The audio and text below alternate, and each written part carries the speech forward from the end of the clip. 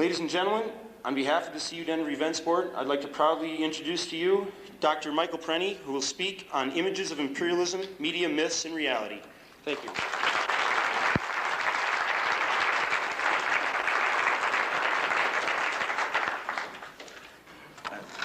Thank you.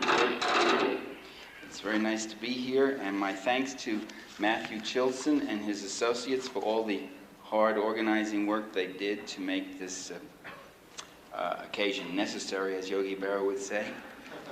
I'm going to talk about, if I can get the microphone sort of away so that I could find my notes here. There's always an adjustment problem. Don't touch this one. This yours? We're all slaves of technology here, aren't we? I'm going to talk about a subject which is never talked about, really, very rarely. And yet it's the most important subject in the world. That is, it's the most important force in the world today. And it has been the most important force in shaping the map of the world for the last 400 years. And yet people don't talk about it in the US. The media doesn't talk about it. Political scientists don't talk about it. Social scientists don't. Publishers wouldn't talk about it. I'm talking about imperialism. And if you say US imperialism, they really wouldn't talk about it at all and would think you're kind of odd or that you're being ideological. Imperialism is simply not a word that's used. There are other words like development theory, dependency theory, and all sorts of euphemisms. Although there's a perfectly good word that was used for hundreds of years. It was called imperialism. It was even used by Jefferson in Washington. They talked about the American empire and such, talked about it proudly. If you put the adjective Soviet imperialism in front of it, then they might listen and say, oh yes, problem. Less so than it used to be, but it's a problem. If you put the adjective British imperialism and say 19th century, then they might acknowledge, yeah, there was a colonial period. But imperialism is really a force that is going on, and at an accelerated rate, it continues today. Imperialism is when the ruling interests of one country expropriate the land, the labor, the resources, and the capital of another country. That's what it means. That's what it's always meant. It may do it by direct conquest or may do it by more indirect forms. Today what we have is what we call neo-imperialism or neo-colonialism, wherein you don't own the country, but you simply control its land, labor, and resources indirectly. The first practitioners of neo-imperialism was the United States in Cuba, where we went in there in 1904, and we went in earlier than that, but in 1904 we said, look, we stole you fair and square from the Spaniards, and but it doesn't look so good, a republic having a big empire like this, so we're going to give you your independence, and you can now have your own flag, and that flag will be red, white, and blue, and it'll have one white star on it. You get only one star, not like us, because you're a small country. And you could have your own currency, and your own president, and your own constitution, and all we have is we'll control your tobacco industry, and your sugar industry, and your rum industry, and your oil refineries, and your imports, and your exports, and your agribusiness, and your tourist trade. That's all. And just to make sure that these things are thoroughly protected, in case you get out of line, we have the Pratt Amendment in the Constitution, which says that we can come in with the Marines anytime we want. So that is imperialism or neo-imperialism. And for 400 years, the European and North American and later on the Japanese powers have expropriated the land, the labor, the resources, the wealth, and distorted and retarded the development of Asia, Africa, and Latin America. This, by the way, solves a mystery right here as to why in the last 40 years, as investments have increased in the third world, so has poverty. We've been hearing for 40 years how the North must help the South, go in there and bring them technology and help develop them with investments and such. And in fact, as those investments come in, what you get is more poverty, not less poverty. The condition of people in the third world today is worse than it was in 1940. The condition of the Maya Indians today in Guatemala is worse than it was 400 years ago before the Spaniards came. Before the Spaniards came, they had better land, they had corn, they had game, they had a better diet, they had a better level of social development than they do have today. Because the imperialist power goes into that country not to develop the people there. It's not in the business of philanthropy. It's not in the business of helping these poor, little, brown, black, and yellow people who somehow just can't seem to get it together. People who had civilizations that are hundreds of years older than European civilization. People that had universities. People that had their own villages and their own townships and their own mines and their own mills and their own industries and their own trade. And then the European powers went in there and destroyed it or expropriated it and took it and imposed the poverty on those people. The investing power goes in that country to make money off it. It's not like the U.S. investing in Great Britain or the Japanese investing in the U.S. It's a very particular dependent form of capitalism. And development theory, as postulated by fools like Walter Rostow and Barbara Ward in her book, The Rich Nations and the Poor Nations, development theory anticipated the following.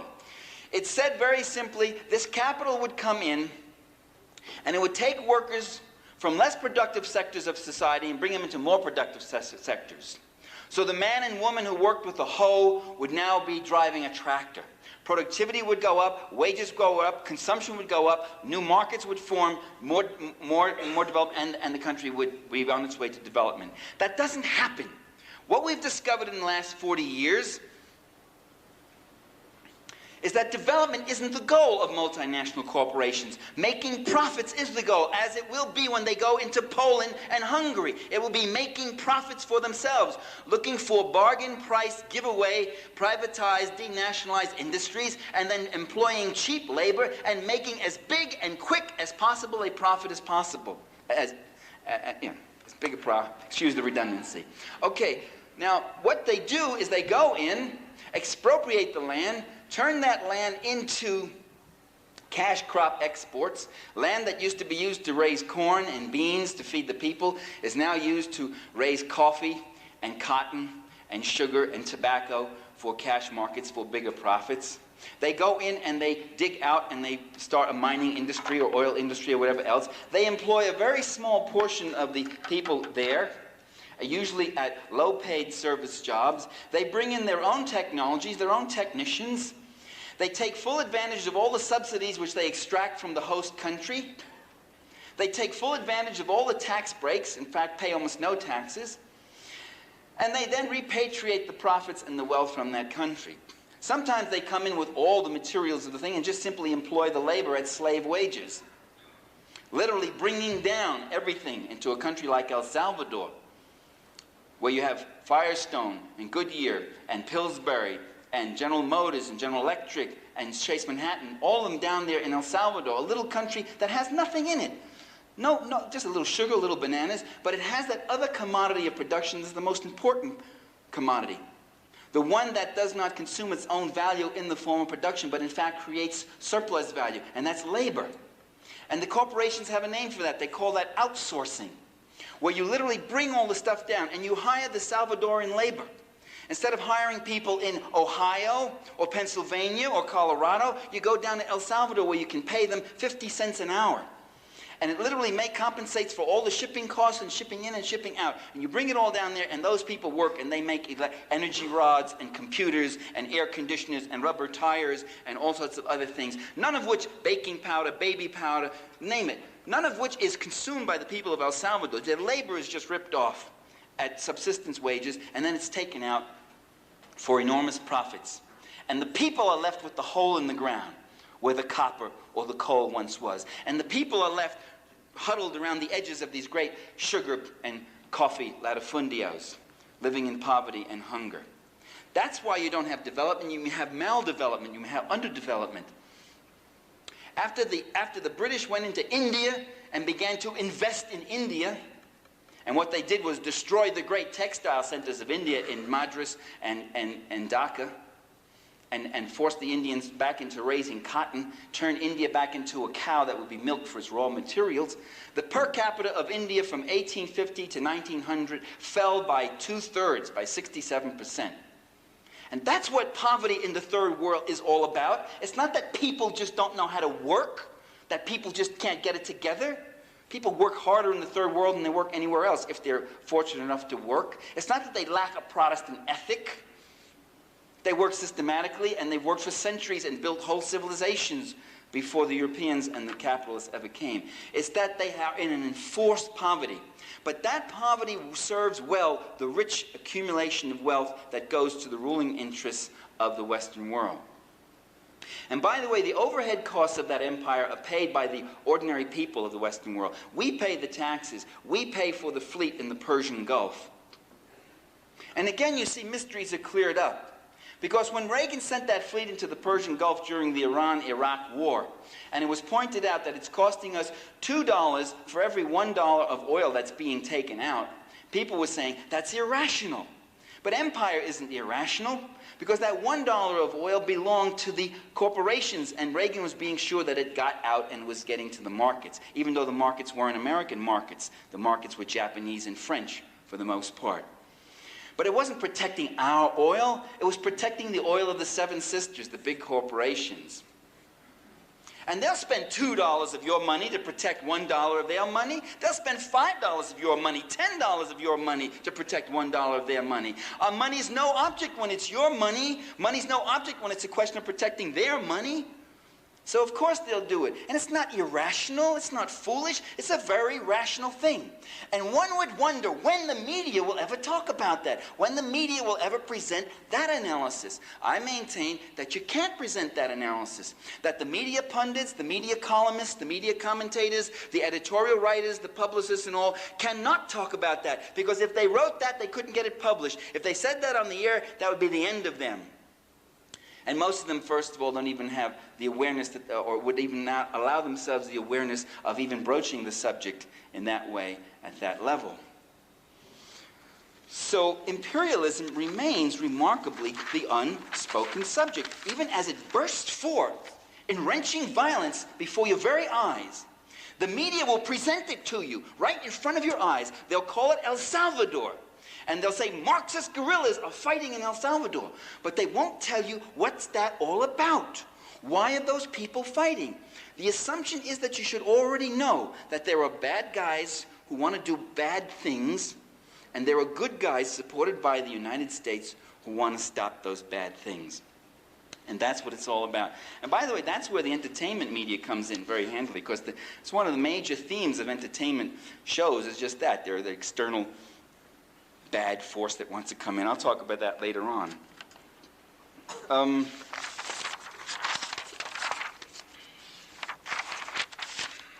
My reference to El Salvador should remind us that there are, in fact, whoever invented this lectern ought to invent it. Gore. What a joke. Have you heard growling back? Yeah. Let's see if that will do.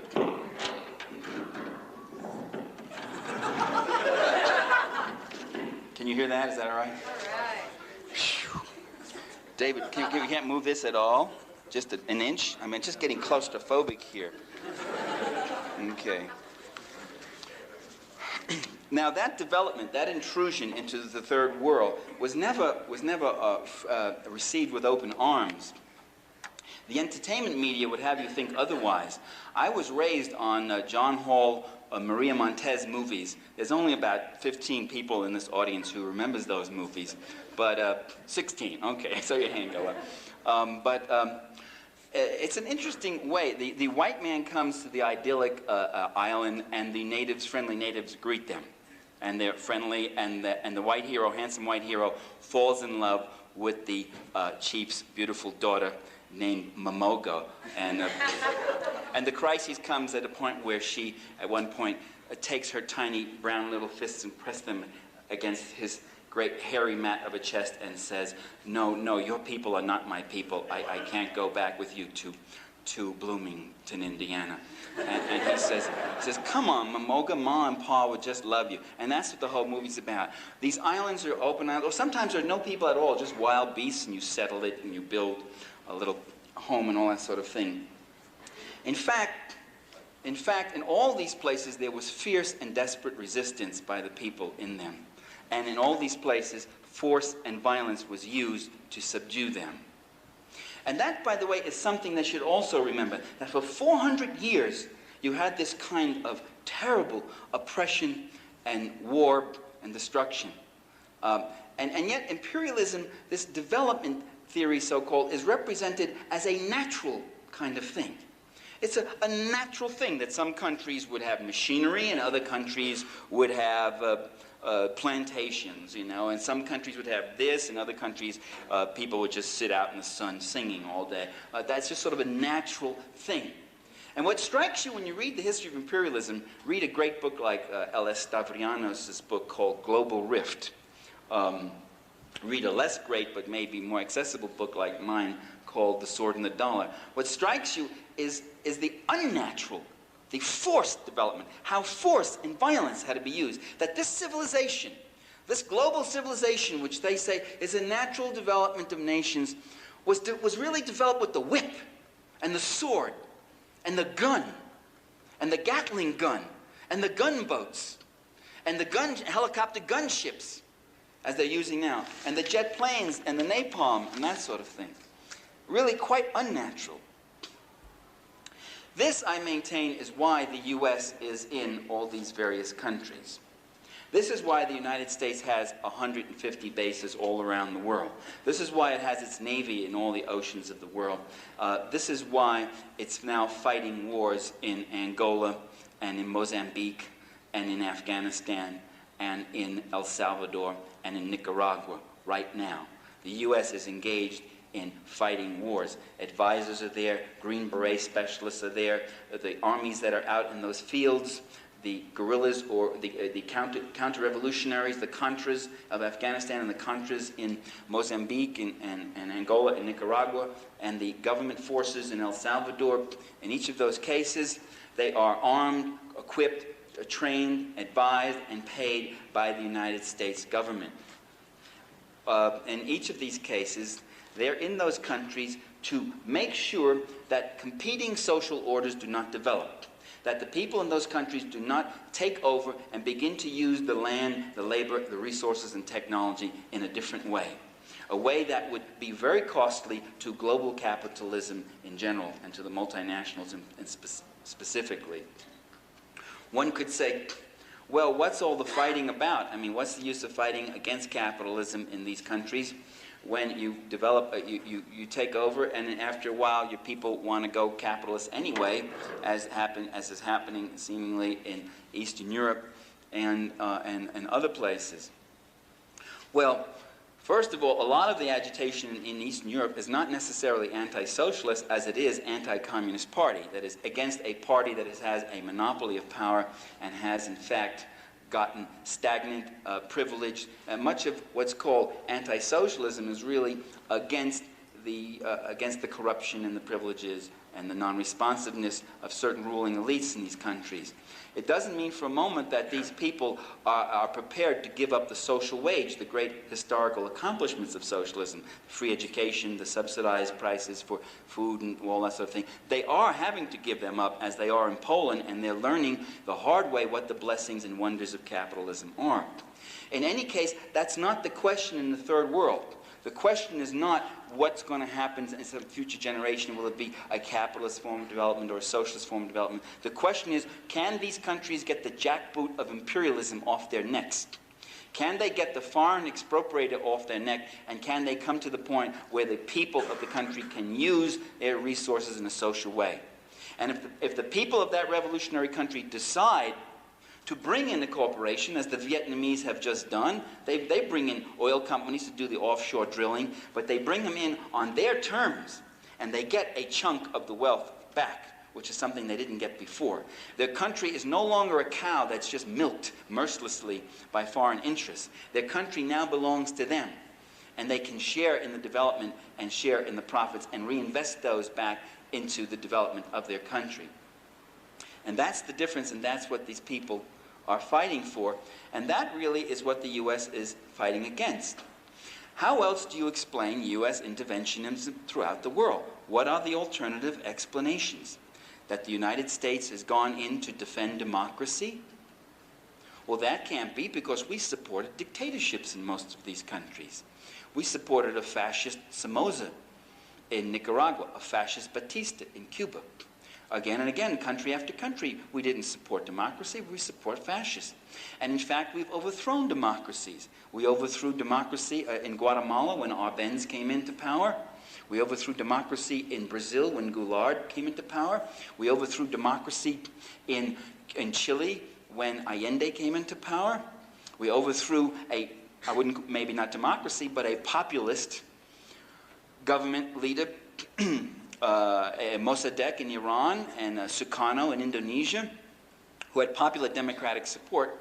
In each case, in each one of those countries, different leaders, different countries, different histories, different languages, different cultures, but they all had one thing in common.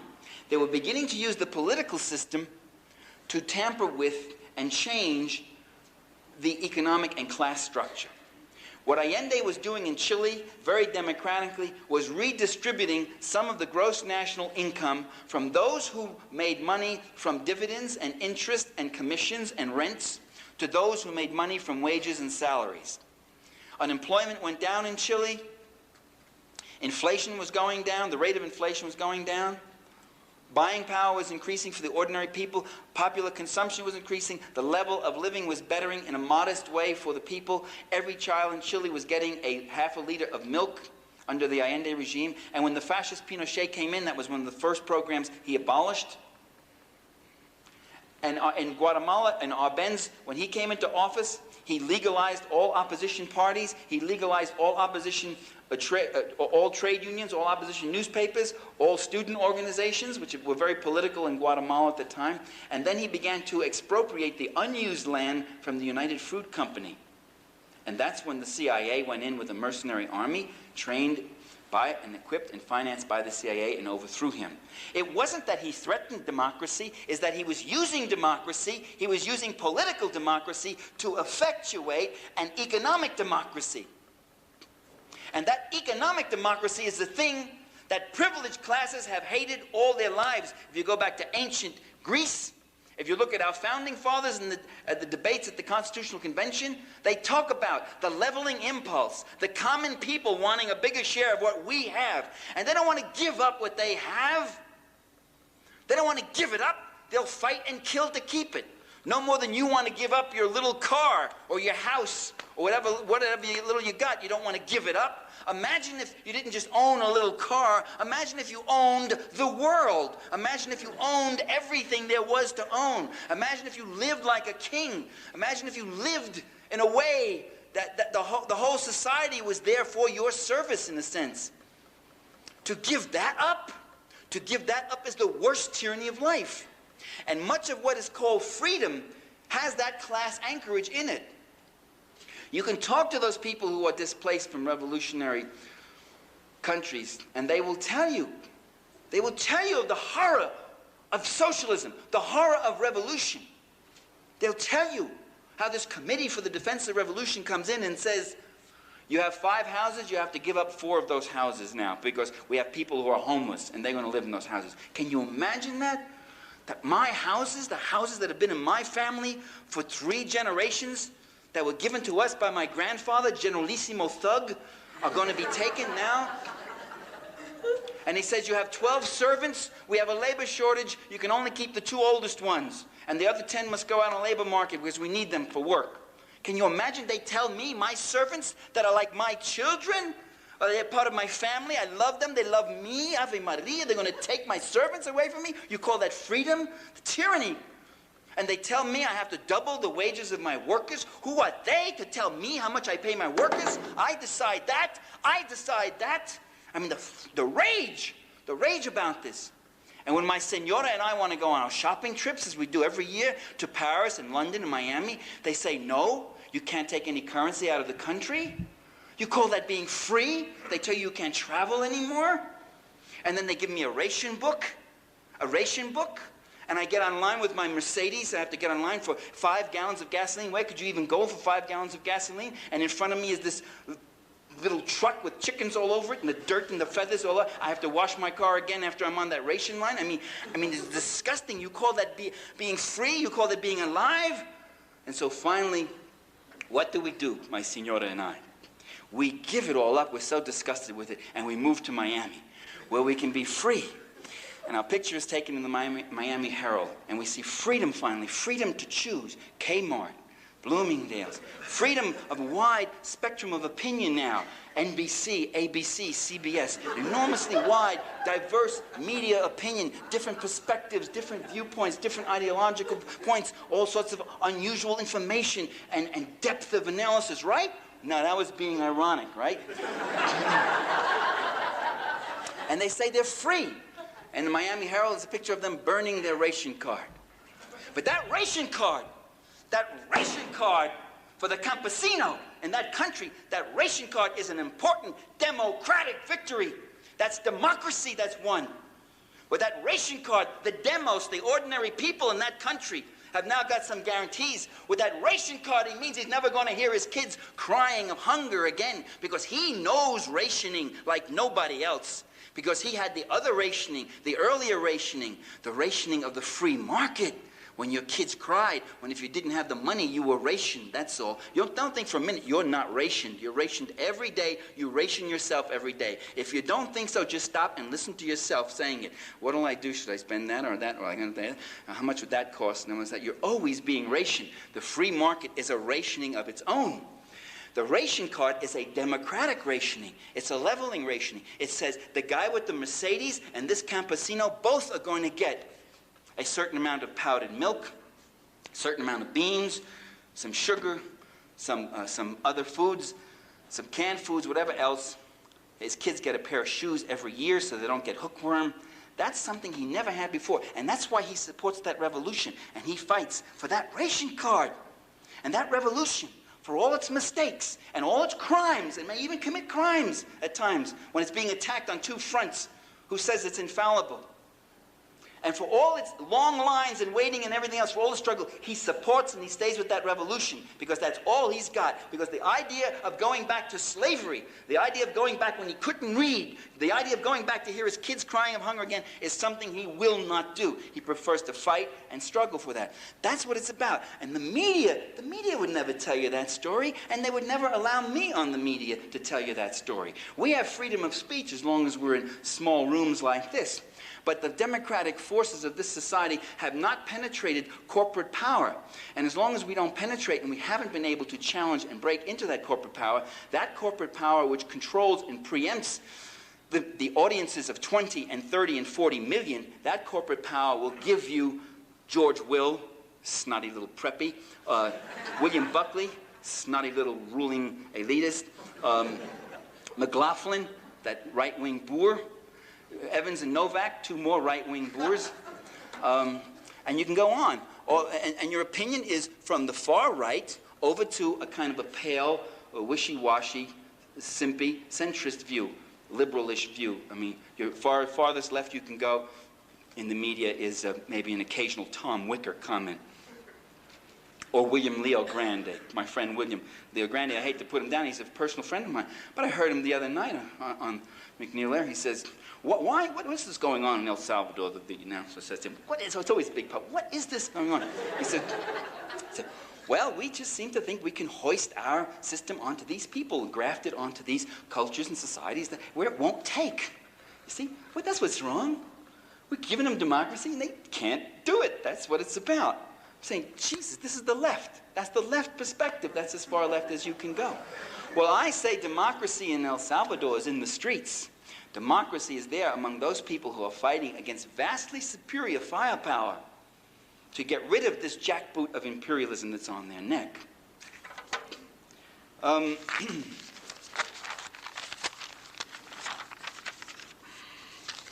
Well, no, we go into these countries to prevent leftist governments from arising. These guerrillas are Marxists, and the media will say it every day. Marxist guerrillas, that's what they're called. First of all, probably 2 or 3 of the FMLN groups. There are 5 groups in it with 5 parties and 5 armies coordinating together. It's a front. the FMLN is a political front. 2, possibly 3 of them would not call themselves Marxist. 2 would. Probably the 2 most effectively organized ones would. Okay. But let's say they are Marxist. Why do you say that every day? And what does that mean? What does it mean to say they are leftist guerrillas? Could we open up some doors, maybe get some air in here? One of the rules in colleges is to make sure everything's overheated and as hot as possible.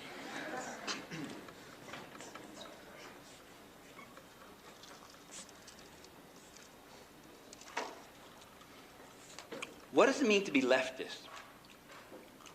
And why are the right-wing governments friendly to us? What does it mean to be right-wing? What does it mean to be left and right? Are these just 2 global cults and you kind of just join one or the other? Is that it? And say, maybe I'll join the left because I'm left-handed? Or what is it? What are they? What does it mean to be left? To be left means that you want to affect changes in the economic structure of a country, in the class structure of that country. To be right means that you want to keep the existing status quo, where 80% of the wealth is owned by and controlled by 2% of the population, plus foreign investors. That's what left and right means. If that isn't what it means, you tell me what it means. Well, the right is also religious and the left is atheist. Well, that's not true. All through Latin America, we find priests getting killed because they're left. And their sin is that they're subversisos. How do you say it? Subversives. I can't say it. My Spanish is non-existent. I shouldn't pretend. They're subversives.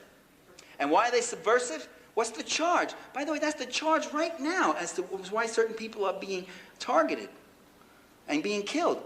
The charge is they are working among the poor. They are guilty of working with the poor. That's an amazing charge. What you're supposed to do as a priest is work among the rich. And there are plenty of priests who do work among the rich. Le prêtre de double menton. My French is a little better. The priest of the double chin, the French call that, right? The prelate who's always there to bless the cathedral and bless the mansions and bless the generals and bless the troops. There are plenty of those priests, but now we're getting other priests who are working among the poor, and they're getting shot dead like criminals in the streets. So you can't say the left is atheistic. The left seems to have more clergy on its side than the right does. Well, we're there supposedly because the leftists are hostile to us. I don't see them as hostile to us. If they have anything in common, all these left governments and countries and movements, is they want friendly relations with the U.S. Whether it's the Soviet Union or Vietnam or Cuba or little mini micro Grenada when it was under the New Jewel movement, or the Nicaraguan government, or the El Salvadoran guerrillas have actually called for friendly relations with the U.S. and asked them to mediate and have a ceasefire repeatedly. By the way, again, underreported in the media. One thing they all have in common is they want normal economic, diplomatic, and political relations with the U.S., a point that's very much underreported. Well, we're there to defend national interests and national security. By the way, that's a really fabulous concept, national interest, because it's never defined. You can go through piles and piles of State Department reports, public speeches by our leaders, and media stories, and you'll find no one ever defines what our national interests are. I just heard McNeil there the other night, and they're talking to someone from the State Department saying the U.S. vital interests in Central America, our national interests, national security interests in Central America necessitate our playing a role there, blah, blah, blah, blah. And not a reporter says, what are our interests? When you say our interests, what do you mean, our?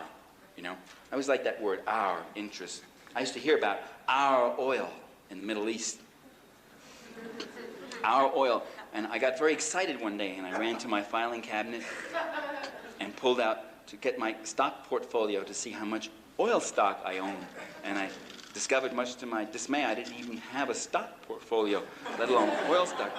But they kept saying it's our oil, which is going to be paid for by our taxes, and our sons and maybe our daughters will go off and get blown away to protect their oil. Well, the rule of the news media, the absolute pretty much absolute, almost absolute rule is you never say anything positive about any revolutionary government or movement, except when you think it might be moving toward capitalist restoration. Then you say, oh, they're coming to their senses. But you almost, I would say almost never. I say almost never because I do remember in 1978 reading an article in the New York Times that said the Hungarian communist government, at that time still communist, had a very good bus system in Bucharest. So occasionally, you might get an article, very occasionally. I once saw another article about how the city planner in Managua wants to plant lots more trees in Managua, Nicaragua. That's about as much, that's about it, I could say, having read an average of 700 or 800 publications, periodicals, newspapers a year. I read about 700 or 800. I just sat and estimated one day. I think those are the two in my memory that were ever positive. Generally, you can never say anything positive. It's always, they are in bad shape, they're terrible, the people are starving. Positive features like land reform, like health clinics, or even those things are framed as negative, that is, they're communist ploys to win popular support. Communists do not really want the power to end hunger, they just hunger for power. That is the image that you got. That these guys just fight and go out there and die and kill against vastly superior, get killed against vastly superior firepower because they want to get power themselves. If they wanted to get power themselves, why would they take such a costly, horrendous, circuitous route to power? Why don't they just suck up to power and serve power and enlist with the powers that be, which is the way all other power climbers and power grabbers do, is the way people do in our society right here.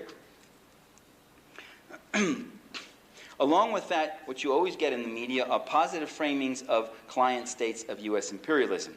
By client states, I mean those states which have opened up their land resources and markets to total U.S. capital penetration, where the leader says, come on in, boys, here it is, it's all for you, take it, and there's no environmental protection laws, there's no minimum wage laws, there's no pensions, there's no Social Security, there's no occupational safety you have to worry about, any of that stuff. Come on in, it's wide open, it's all yours. We waive taxes for the next 30 years on you.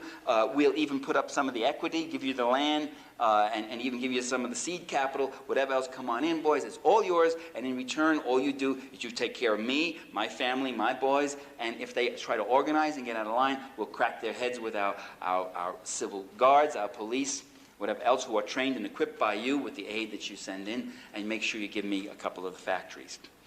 And that's a U.S. client state, and there are a lot of them. But they're always portrayed as positively in the U.S. media. They're portrayed as staunch allies, as firmly in the Western camp, and that sort of thing. Let's take the case of El Salvador.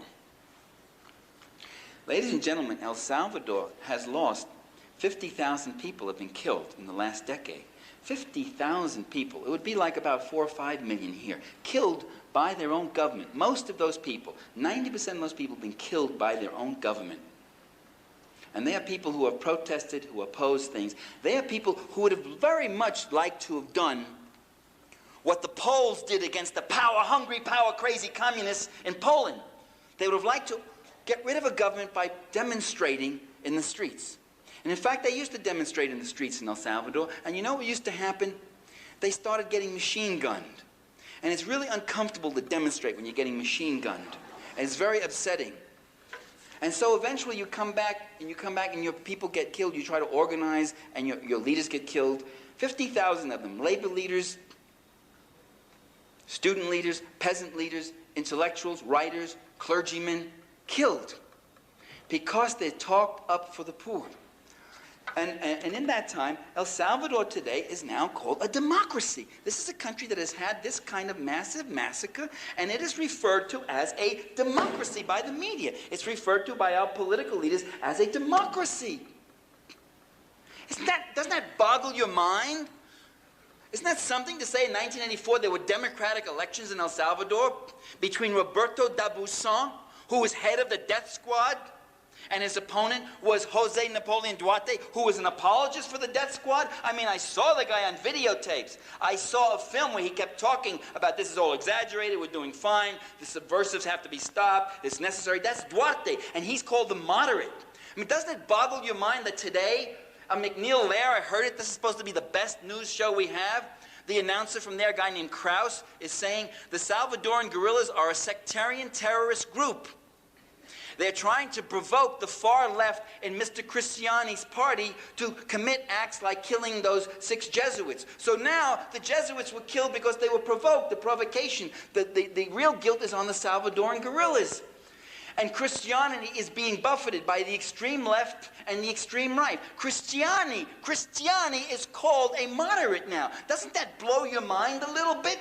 To hear this guy suddenly transformed by the magic of words, by the magic of labels, by the magic of media. He's a moderate now. Wasn't that something to take this deranged murder machine, this butcher, fascist, torturing murder machine that specialized in gorging people's eyes out and cutting men's genitalias out while they were still alive, and cutting women's breasts off and raping them while they were still alive? Isn't it something to have it transformed by this U.S. media into a democracy, a fledgling democracy, a showcase democracy, a budding democracy, a precious democracy? I mean, that's a propaganda feat, that transformation, that outdoes anything Dr. Joseph Goebbels did in Nazi Germany.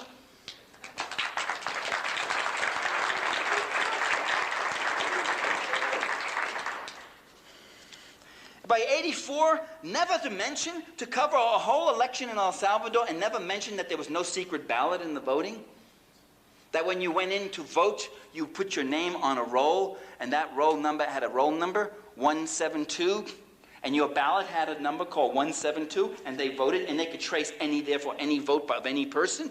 To not mention that, to not mention that voting was compulsory in El Salvador, and to show people fighting to get in before the polls closed, trying to get the gates in. The Salvadorians are eager to exercise their rights in democracy.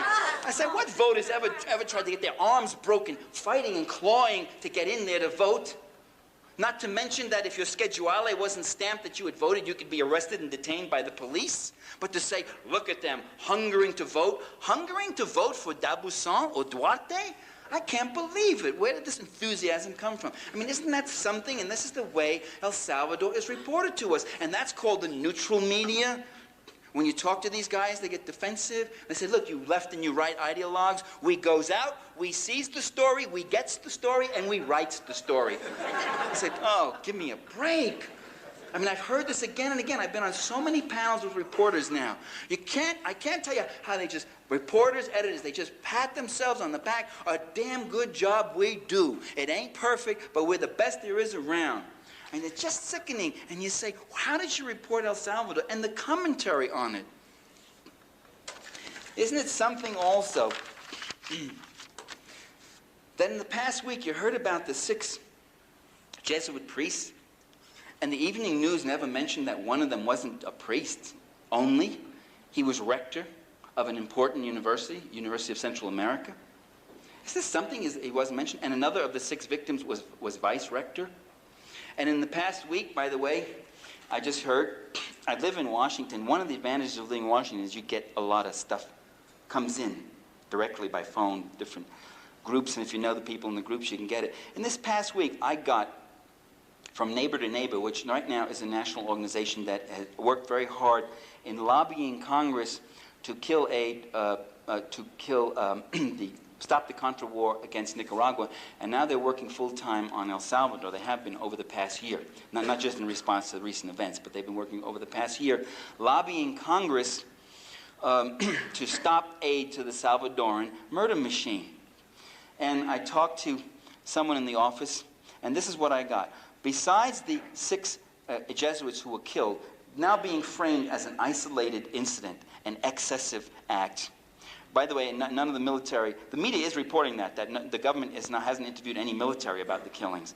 But besides that, at least 100 trade unionists have been arrested and have disappeared. At least several for sure have been killed. Almost all popular leaders have gone into hiding. These are very hurried notes which I wrote just the night before I came out here yesterday. Almost all popular organizations have been wiped out or have themselves gone underground. Archbishop Rivera y Damas, who is Romero's successor, you remember Romero was executed by a D'Aubusson death squad, and auxiliary bishop Rosa Chavez have received death threats. A Lutheran church which was served as a sanctuary for people during the fighting in areas which were indiscriminately bombed by the Air Force, bombing their own people. A Lutheran church was bombed itself. A dozen Lutheran church workers have been arrested, including internationals and Salvadorans. The Lutheran bishop Madardo Gomez is in hiding after death threats, and he has now left the country. Mennonites' office have been raided, and Mennonite workers have gone underground or been arrested. Father Daniel Sanchez, Roman Catholic Church, Mother Mary of the Poor, Mother Mary of the Poor, that's a subversive name right there. The military came in and started shooting at Father Sanchez's feet and threatened to bomb the church. Instead, they occupied it and used it as a military headquarters during the fighting over the past 2 weeks. 13 Episcopalians, clergy and lay church workers, including Father Luis Serrano, have been badly beaten and tortured, and others have been held incommunicado and tortured by the national police. The head of the Jesuit refugee service, Father Dick Howard, who had been detained earlier last week when he was taking, ready for this, the subversive thing he was doing? He was caught taking food to people in poor neighborhoods that hadn't seen food in days during the bombing and the fighting. He was arrested. His food was confiscated. Baptist missionary Jean Mooney was picked up in Santa Ana, and we don't know where she is now. Jennifer Casola, a lay church person, this has made the media, hasn't it? Who coordinates, you know, they found arms in her backyard. They dug up the backyard, they claim, and they found guns and all sorts of things underground. By the way, it's a very bad way to store arms underground. Well, it's really bad for the ammunition and everything else like that. Her job has been, for a number of years, as a lay church person, coordinating ecumenical delegations into El Salvador. That's what this armed revolutionary did. And she has been threatened repeatedly and was widely known to have been under surveillance. Friends of hers asked her not to return to El Salvador, but she did. The police have arrested her, and they claim she's hidden these huge amounts of arms, and she's being held. Neighbor to Neighbor now is launching, with the support of several of the surviving El Salvadoran trade unions, UNTES, COACES, ASTEL, the executive board of SICAFE. These are all acronyms. The SICAFE is the Coffee Processing Workers Union. They all support a boycott of Salvadoran coffee. So I would ask you also, if you want to know, one of the favorite questions in any lecture, what can we do? What can we do? Here, I'm giving you something right now to boycott Salvadoran coffee. This boycott is formally being endorsed by actors Michael Farron, Ed Asner, numbers of other people. CSPIS supports it, SHARE, Creche, National Sanctuary Network supports the boycott. Salvadoran coffee is sold in the blends of Folgers, Maxwell House, Nestle's, Hills Brothers, MJB, Chase, and Sanborn. So if you want further information, you have this 900 number. 900, don't buy, that's the number. It's the first commercial I've ever done in the middle of a lecture, but I think it's for a worthy purpose. People are dying in El Salvador, and they're fighting with tremendous courage there right now, and we should give them all the support we can. In any case, coffee is a filthy, dirty, dangerous drink. Caffeine is an addiction, and you should rid yourself of that anyway. And so don't drink it. And don't drink the decaffeinated stuff either, especially Folgers. You got it? Folgers, Maxwell House, Nestle's. Those things have an effect. There's nothing you do that's too little. Signing a petition, writing a letter, there's nothing you do that's too little that isn't important. It's important. You may think it's futile, you may think it's not, but it's important. Do it, do it. We had that all during the Vietnam War. We used to have that. What's the use of working for Eugene McCarthy? What's the use of signing these petitions? What's the use of marching in the streets? What's the use? Do those things. Do them. Do them. Every kind of line of pressure that you can do is an important and vital thing. And believe me, they are very concerned about that all the time. Another media myth is the myth of benign capitalism. This myth of benign capitalism, by the way, has been strengthened very recently by developments in Eastern Europe, where media commentators are now having the opportunity of associating democracy with capitalism. Even Mikhail Gorbachev, I'm sorry to say, just 2 days ago, quoted in the Washington Post as saying that capitalism, whatever its faults, is to be credited with, quote, the rule of law and, quote, prosperity in some places. I would point out that the rule of law is not a capitalist achievement. The rule of law is a democratic achievement. That if you look at the history of this democracy, it was people agitating and fighting for 200 years to get the vote, to get restrictions put on the big companies, to get them to answer to the law. That's a fight that's still going on today as far as pollution and environment goes. The rule of law is something that comes from the people who might benefit from the law. And the rule of law was something that was always scoffed by those who felt themselves as being above the law. The rich believed themselves above the law, and the poor have felt themselves too far beneath the law to use it. Just remember that quote by, was it, I don't remember if it was Jay Gould or J.P. Morgan or Nelson Rockefeller, or not Nelson, but John D. Rockefeller I, saying that the law is something to catch the little bugs and the little spiders, but us big ones just plow right through it like a cobweb. It's nothing for us. Back then, back in the late 1800s, the robber barons used to speak more candidly about their powers than they do today. They've learned not to speak so brashly about it. But that's still true today. The rule of law is something we have developed not under capitalism, because of capitalism, but despite capitalism, and often hemming in and restricting capitalism. And so with prosperity, with all due respect for the really fine work that Mikhail Gorbachev is doing, especially in undermining the whole arms race and such, prosperity, it depends on what capitalist countries you're talking about. If you talk to people in Eastern Europe today, and even in the Soviet Union, and even a lot of other countries throughout the Third World, they will tell you about America. There's no poverty in your country. The poorest among you live better than the average people in our country. If your people are poor, it's just because they're lazy. If you tell them there are people who sleep on gratings, there are people who dig through garbage dumps for food, they literally will not believe you. And they know it's not true. And they believe it, and they have it right up here with all the certainty of inexperience. They know where they're going to go. They've seen the future, and the future are these free markets. And the Poles have wanted this for a long time, and the Poles are now getting it. And they're getting it right up the kazoo. They're getting it. The price controls have been dropped from food and basics, and inflation in Poland today is now 50% per month. That's 600% a year. Unemployment has come in. You've stopped the feather bedding, giving everybody the right to a job. You pad your workforce, it's true. You kick people out. Okay, but you got unemployment now. You got hunger in Poland today. The LA Times had an article a few weeks ago about hunger in Poland. People wanting bread, about a baker selling his bread at cost because he was so sorry for people who were so hungry. And instead of the hungry people coming, all sorts of speculators came in, buying up the bread. They smashed his windows for the press of the crowd against it, so they could then go out and sell the bread at a profit. They're learning the American way. And there's a fascinating quote, I wish I had it, from Lech Wałęsa.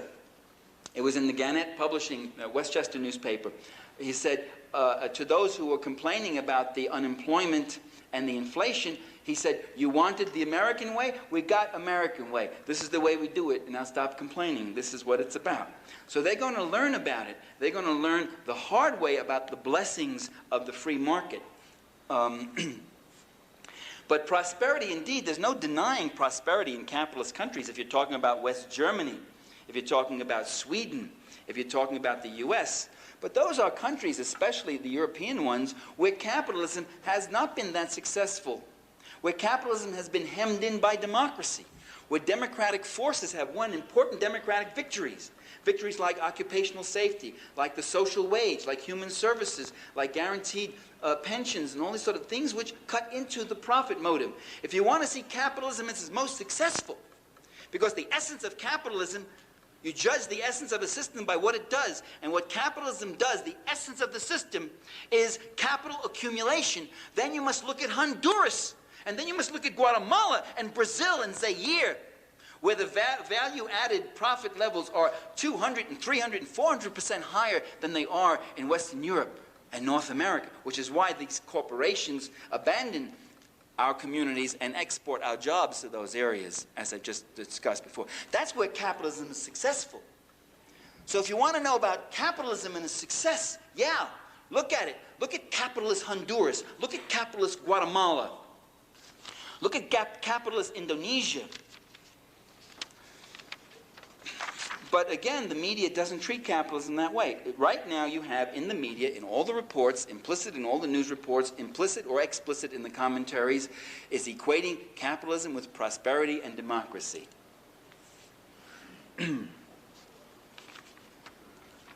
And they will report Gorbachev's remarks approvingly and will not comment critically on them as I have. And people who would comment critically on those remarks as I have do not have access to the media. There are no left commentators in the mainstream media. Left commentators are not allowed in the mainstream media. You just don't get in. I mean, I get on Crossfire a couple of times, and C-SPAN. I've been on CNN once, on cable NBC, to discuss what is communism, you know, with two guys screaming at you from each side and that sort of thing. But, I mean, a regular access, you do not have it. The only left commentator, the whole left in America is truncated. That whole analysis, all that information I'm giving you, all that history that we might have, all that kind of background, all that unreported information, all that is kept out. Those commentators aren't in. The only one who's allowed in once a week, once a month, is Alexander Coburn. He has an 800-word column in the Wall Street Journal once a month. And I asked him about it once. We were on a plane together flying to a little commuter plane to Chicago. And I said, how come the Wall Street Journal gave you a column, Alexander? He said, well, they see me as kind of an oddity, you know, kind of like a weirdo nut. And they even complain my columns sound too reasonable sometimes. They say, you know, why don't you say more things like, you know, support the Red Army invading France or something, you know, get some real, they say, you're getting predictable, can't you say something? I think they want me to say really crazier stuff, you know. Let me just take a few minutes and then I'll end it to say something about the entertainment media. I'm now writing a book. I've just almost finished the book. It's called Make-Believe Media, and it's about the politics and images of the entertainment media. And what I found there is that imperialism is described in the entertainment media. You do find it again and again, but it's described backwards. What you get is what Tom Engelhardt called the wagon train or the wagon circle paradigm. When movie after movie, especially in the 30s and 40s and 50s, even later on, you saw imperialism in action, and what it was always is a wagon circle. It could be a wagon circle or a fort or an encampment. It could be in the American West, or it could be in the Sudan or the Transvaal or in some Asian jungle or someplace. And inside the encampment are the human beings, the white people. They're usually Americans. And they're very nice looking, and they talk, and you feel sympathetic for them, and they're really nice, and they smile, and they work hard, and they go along, and you get the human quality of them. And outside come the swarthy hordes. Red hordes, screeching Indians, redskins, or yellow, or black, or brown. The swarthy hordes come, and they attack the nice human beings. And the wagon train then turns into a wagon circle. And the white men know what to do. They level their rifles, and they begin to kill large numbers of these human beings. Does everyone know this paradigm? Have you ever seen a movie like that?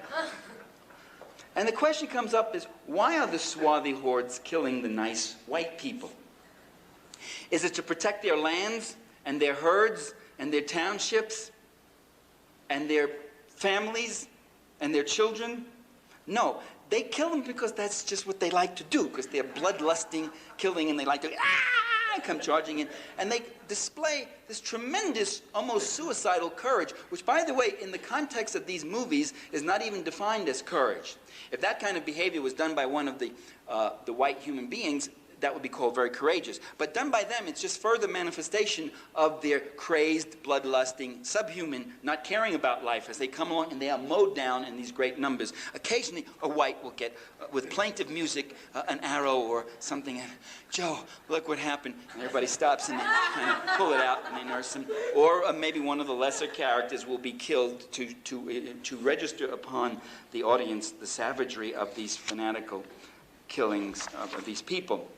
Now, the trouble with that paradigm is that it turns history on its head. It reverses the roles of victim and victimizer. It reverses the roles of usurper and usurped. It reverses the roles of murderer and murdered. If you really want to know the killing and the bloodlusting, just read. Just read what the Germans did in Southwest Africa. 80,000 Herero tribe. Cut down 60,000 of the 80,000 killed, and the other 20,000 put into slave labor. Just read what the British did just about everywhere else, from Ireland to India. Just read what the French did in Algiers and Indochina. Just read what the Portuguese did in Mozambique and Angola. Just read what the Spaniards did in Latin America. Just read what the U.S. did in Central America. The pacification by U.S. Marines in Haiti. The killings and the slaughter in the Philippines. Whole villages, men, women, and children put up on the rails of bridges and shot down until rivers were clogged with bodies, done by U.S. troops to pacify whole provinces. Just read about the killings. Just read about what the Italians did in Libya. Read about all that. And by the way, when I say these people, the French, the Americans, the Germans, whatever else, I don't mean the ordinary people in the country. They were the ones conscripted and brought in to do this killing for the ruling interests of that country. There's no movies about that. I was raised on the movies that said the opposite. Now, when you kill and you plunder a people, you have to do two things, ideologically and psychologically speaking. You have to deny the humanity of your victims. They're subhuman, they're moral inferiors. John Wayne, in one of his horse operas, I quote, "There's humans and then there's Comanches." It says it all. I mean, it says it all. There's humans, and then there's Comanches. Now, when I was a kid and I watched that movie, I just said, there's humans, and then there's Comanches. The second thing you do is you ascribe all your crimes to them. You deny your own inhumanity, and you accuse your victims of doing to you what you are doing to them. And that, by the way, is what you are seeing every night in the evening news, a variation of that on the reports from El Salvador, too. Sometimes the imperialist extermination can take a more endearing form. I just saw an old videotape. By the way, this is the sloppiest research I ever done. I hate this crap. I would fast forward so many times or ask people about it, you know. But this one movie I watched some of it. It was done in 1937. I had to watch this one. It was called Wee Willie Winkie, and it starred cutesy little Shirley Temple. And Shirley Temple asked her grandfather, the British colonel, why was he so mad at Koda Khan, leader of the warlike, quote, warlike tribes on India's border? And the colonel says, darling, we're not mad at Koda Khan. England wants to be friends with all her peoples, you see? But if we don't shoot him, he'll shoot us. This is the George Bush approach to Central America.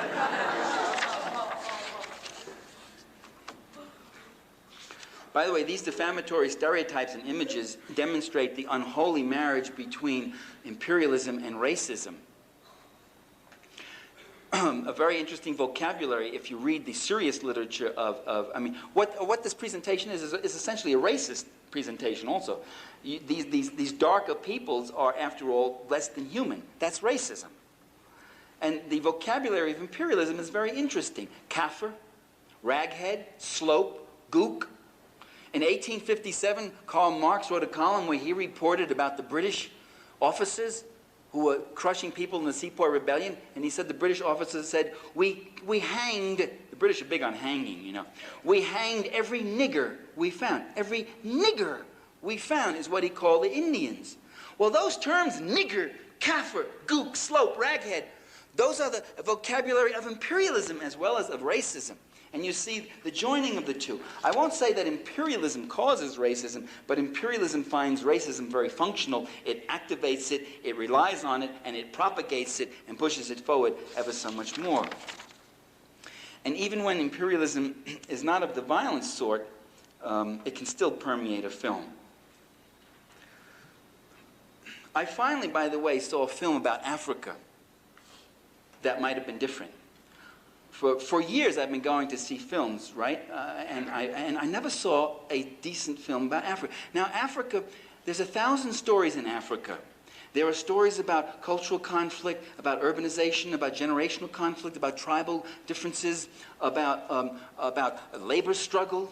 I mean, the stories of Africa.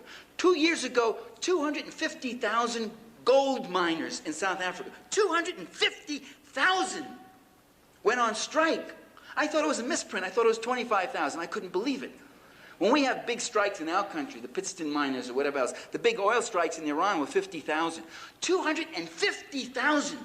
And they don't have phone banks and computers, you know, and carpools and all. They got like nothing. With sheer courage, the level of organization and discipline from a people who supposedly are not ready for self-government. 250,000 of them went out on strike. Has there ever been a story about the strikes, about the enormous labor struggles in South Africa? Never. Has there ever been a film, a teleplay, a teledrama about it? There are 1,000 stories in Africa, cultural stories, stories of love, stories of hate. Also, it's a fantastic continent. So finally, Hollywood, in 1984, finally Hollywood rediscovers Africa. Up to then, all the African films had been Tarzan flicks or safari flicks. You know, the bold white explorers are going along, and the only Africans are the guys holding these boxes on their head. And occasionally, when the action is slow, one of them would slip off the edge of a cliff and go screaming to his death, and they'd look at, oh, poor devil, what was he carrying? You know? And now we see a film, and a film is made finally, a quality film, full-length feature, with stars in it, and it's called Out of Africa, and it stars two great African actors, Meryl Streep and Robert Redford. And I sit there and I watch this film, and the whole film turns out to be about a Danish literati, neurotic, upper-crust lady whose biggest concern is to hang on to her plantation and get it together in the sack with Robert Redford. That's what the whole film is about. And I'm sitting there and I'm saying, where are the Africans in this film? Are they there? There are some, and you kind of see them. They are sort of in the back, around the sides. And they have great lines like, is Sahib hungry? Does Sahib wish to eat today? Shall I cook for Sahib? And those are the lines, those are the Africans. And finally, there's one scene where Robert Redford says to her, he says, I'm going to show you the real Africa, because he's been there a long time. He's kind of gone native a little. And he takes her, I say, oh, God, at last we're going to see Africa in this film. And what does he do? He takes her up in this plane, and you see the same old tired shots of the giraffes and the zebras running around. Still no Africans. And I say, no wonder they call this film Out of Africa. There's nothing in Africa about it. Take even a good film, and I think I'm going to stop here. Let me give you this last example, and I'll wrap it up. A film which was really a good film, Gandhi. Gandhi was pretty good. It actually had a half-Indian actor playing, Ben Kingsley. His mother is Indian. And the principals in the plot were Indians. And it was a film about the Indians struggling under the leadership of Mahatma Gandhi for their independence against British colonialists. But you go through the whole film, and you see the Indians, this organization and courage and all that. Good, a real plus, I mean a real breakthrough. By the way, the better films almost always are independently produced or foreign produced. I mean, the Hollywood stuff is just impossible.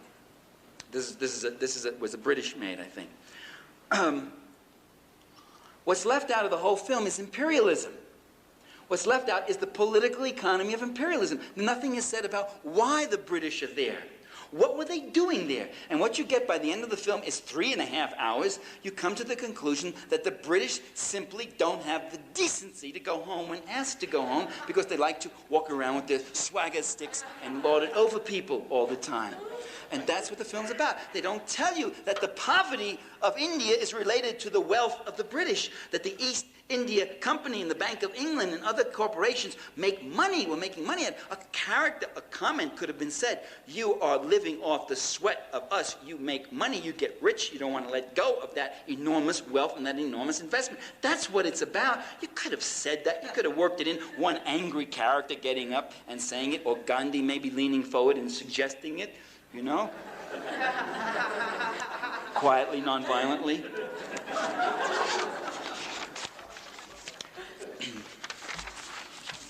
There is one, anybody ever see Cobra? That was an interesting film with Sylvester Stallone, because that takes the paradigm and puts it right back in our cities, where you have the white people in a barricade here, and then you have the swarthy hordes. They not necessarily swarthy. In fact, in Cobra, they were mostly white, but they were just low-life types. And there's this horrible gang in the city that's trying to take over the city and the country and the world. It's not clear which. And Cobra is Sylvester Stallone, and he's a detective, and he goes out and he kills them. All. He doesn't believe in sissy things like arrest and incarceration and filing charges and all that. He just would shoot people. He sets one of them on fire, and he says, "You have the right to remain silent," as he sets the guy on fire. Douses him with gasoline and sets him on fire. And he says, you have the right to remain silent. As Jay Leno said that actors like Arnold Schwarzenegger and Sylvester Stallone deserve a lot of credit for having opened up the acting profession to people who couldn't get into it when speech was a requirement. Well, it's very clear. I won't go on. I could tell you about Rambo and all that, but you already know about Rambo. It's very clear that the entertainment media resembles the news media. In fact, it's getting harder and harder for me, as I study both in more detail, to tell the difference between them sometimes, that the line gets fuzzier and fuzzier.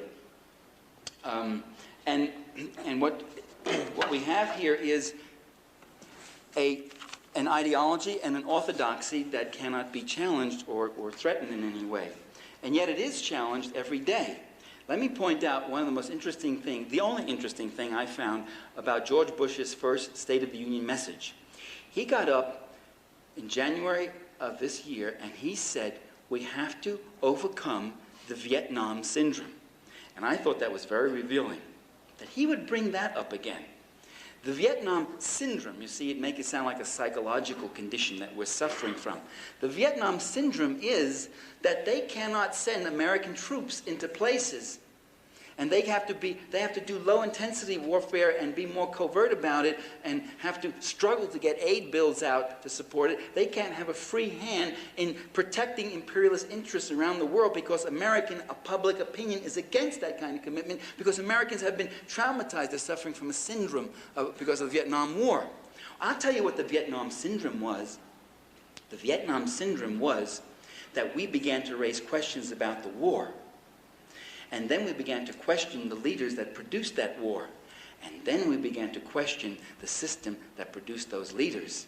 And that's what troubles them. The ruling class rules, but it does not rule quite in the way it wants.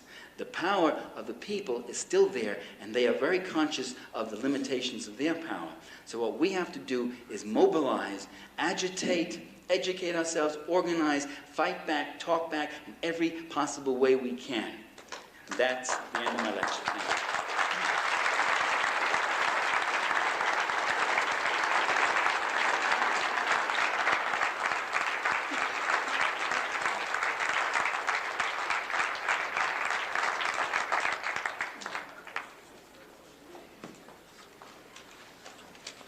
you. Are we supposed to have questions? Where's Matt? Do we really want questions? Let's take a vote on that. How many people want questions? How many don't want questions? Oh, all right, let's have a few. We'll have a few questions. Yeah. You have a question?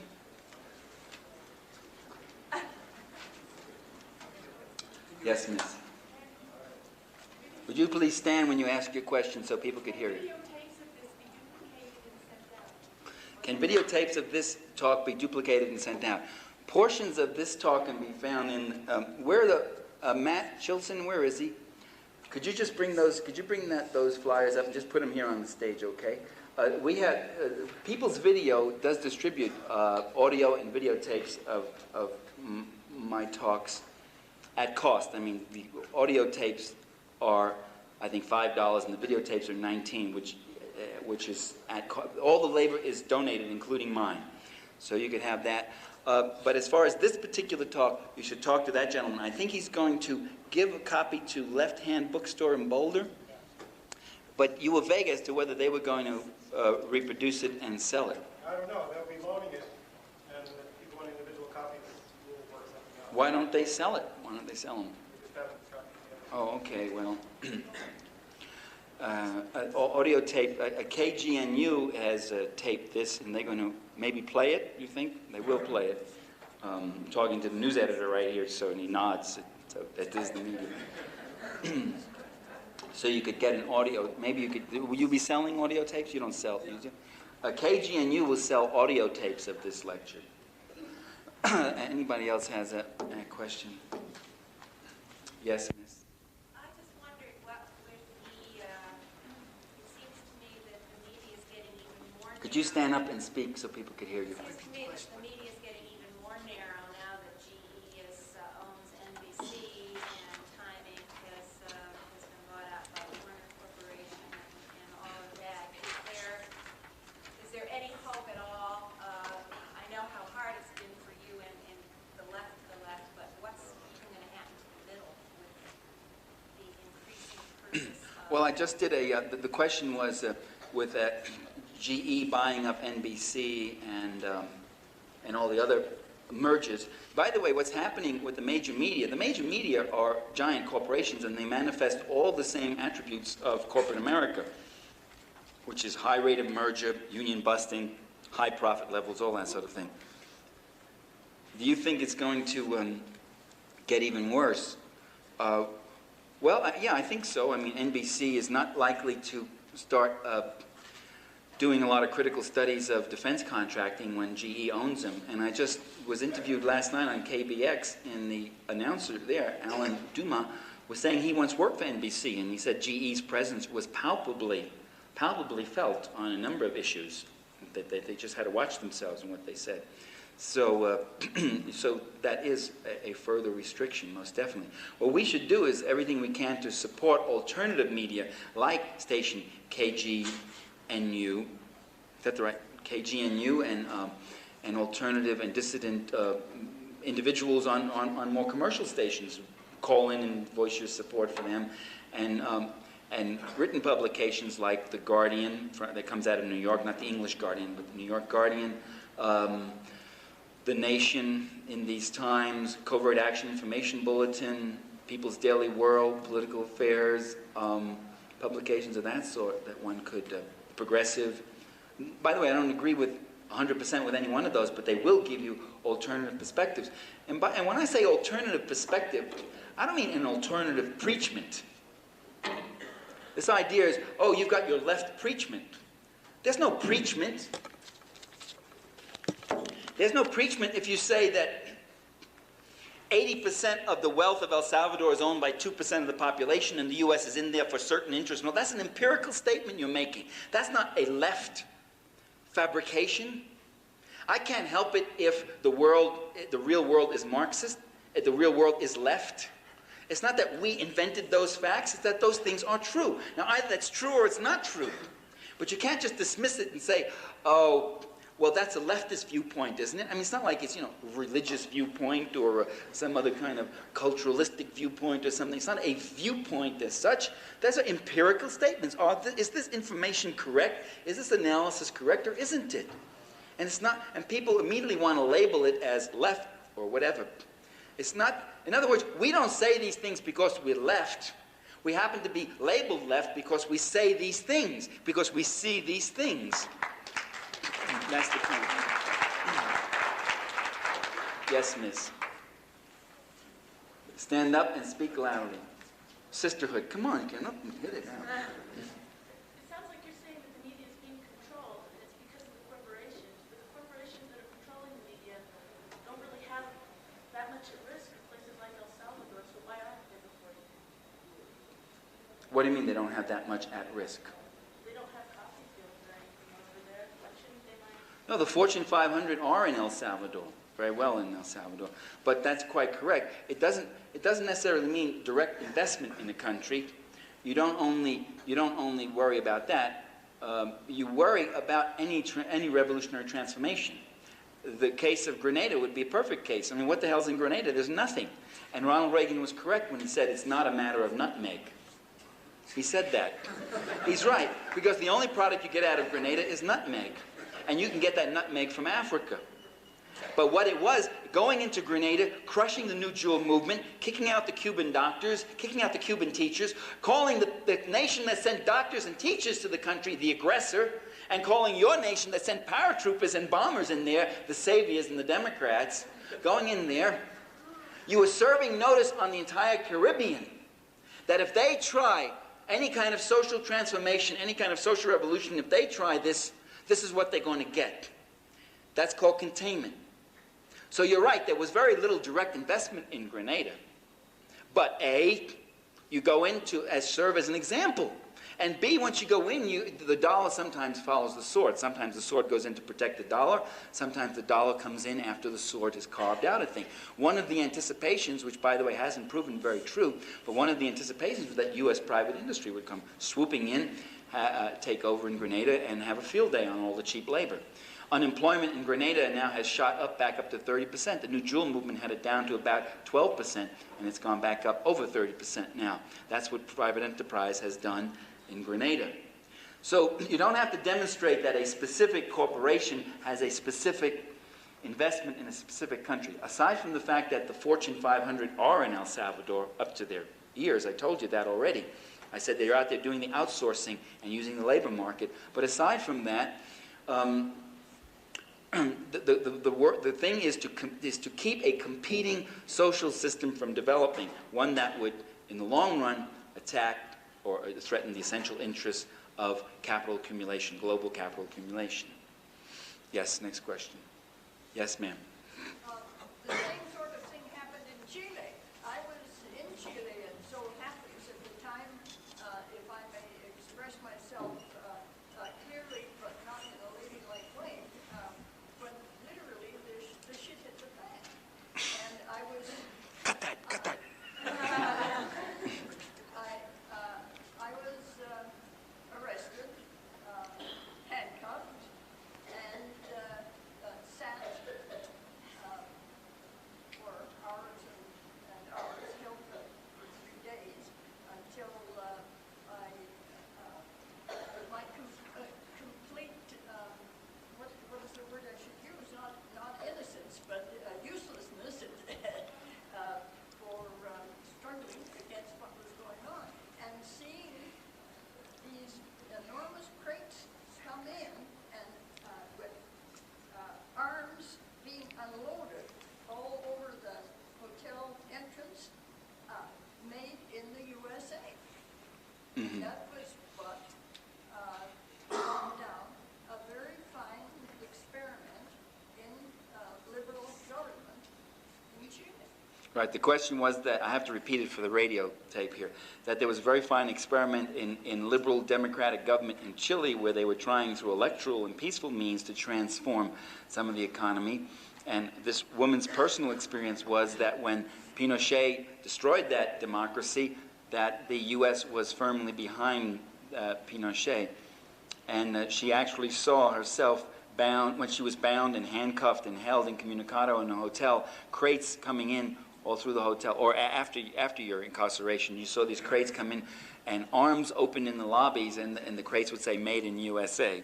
Yeah.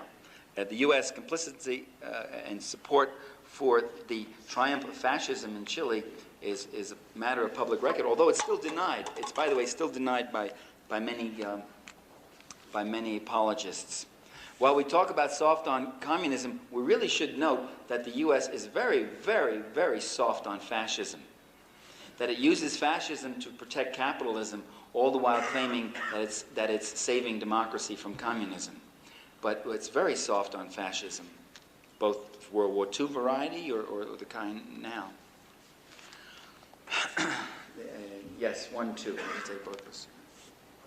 There's a brother here from Mexico City who would like to pose a question to you in Spanish, but I'll translate. Did he understand my lecture in English? Okay. There's a gentleman from Mexico City who's going to speak in, for those people back in the cheap seats, he's going to speak in Spanish and it's going to be translated. Entiendo que hablando de imperialismo en Estados Unidos y en muchos países capitalistas, I understand that speaking of imperialism in the United States and many capitalist countries es hablar de Could you not translate every single phrase? Let him say a couple sentences and then you translate, okay? Formados por la gente que está en el gobierno y por la gente que está en las principales esferas económicas controlando la economía. Groups composed of people within the government and groups composed of people within the higher spheres controlling the economy. Esto también está reunido y trabaja en conjunto con las grandes productoras de televisión, de cine y en general de los medios masivos. That comes together with the people who work at the highest levels of the media, in television, in theater, and the other communication means. En México, el año pasado, sufrió una terrible baja la credibilidad del gobierno. The government in Mexico last year suffered a decrease in credibility. A pesar del uso de los medios masivos. La pregunta es, en Estados Unidos, ¿cómo se ha deteriorado, si es que lo ha hecho, la imagen, la credibilidad del gobierno de Estados Unidos ante la opinión pública de la gente de Estados Unidos? The Mexican government lost a lot of credibility last year in spite of its attempts to use the media to shore up its credibility. So my question is, how is the credibility of the government of the United States perceived by the people here? The way that it's expressed, the way that the media shows the United States government to be, how do people perceive the credibility of the United States government? Well, Gramsci once pointed out that people have two levels of consciousness, the great Italian communist Antonio Gramsci. There's that level of consciousness that comes from the communication universe which is controlled by the media. And so people very often are taken in, or they don't have the means to question. Let's take El Salvador right now. There are many people in America who don't particularly want to see their tax dollars going to El Salvador, killing these people. They don't even know which side is which. But they're told that it's in the U.S. national interest. These are communists. They're told communists are bad. They might threaten us or something. That's becoming harder and harder now, to keep saying communists are bad, especially when communists are voluntarily surrendering power in a way in which fascists don't do. But so they sort of go along with it, or some are firmly convinced of it. Gramsci also said there's another level of consciousness that people has, which has to do with their direct, immediate experience, which is, and that raises all sorts of questions that does cause them to sometimes question the credibility of the larger institutions that act upon them and even challenge those institutions. That's things like, why is this war still going on? Why must we be there?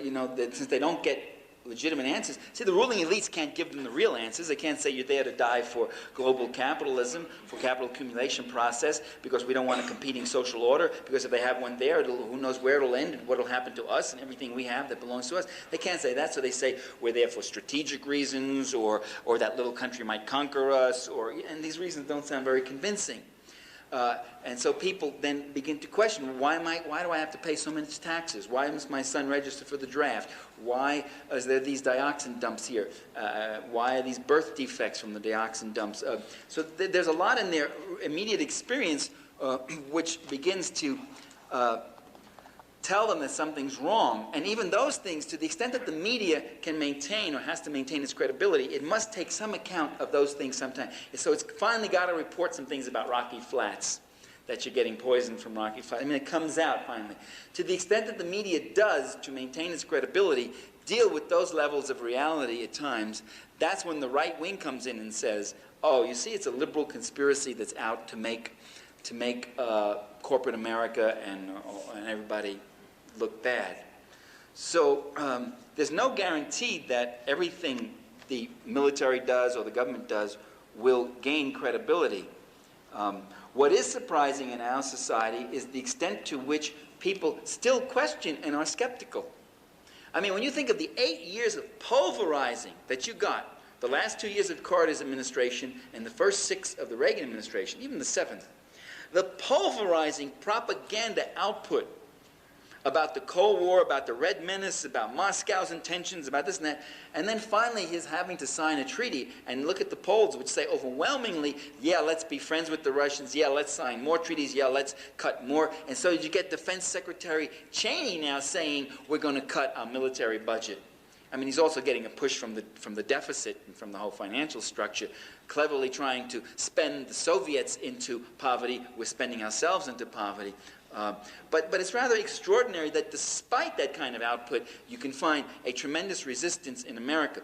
It's not an anti-imperialist majority. I disagree with Gus Hall if you could call it anti-imperialist, because most Americans don't know what the hell imperialism is. But it is anti-interventionist. There's a very strong majority. That's the Vietnam syndrome. So their propaganda works and controls what we think about, but it doesn't always control what we think. It controls what we usually discuss or debate, but it doesn't really have absolute control over us, and we should take heart from that. The limits of propaganda are the limits of reality. They keep saying they've got a wonderful policy in Central America, it's working and all that, but then year after year after year, the fighting and the killing continues, and people start saying, what the hell is this policy all about? You see, that's starting to come up now. I would like to answer more questions, but Harry, let me make you the last question. Okay. We've been bombarded by the media with this theme, and that is communism, because of the recent events, is dying or dead, or Marxism. Could you comment on that? That's the theme. I have to repeat the question for the damn nuisance media. We've been bombarded by good media. This is a good media. We've been bombarded by the theme that communism is dead or going.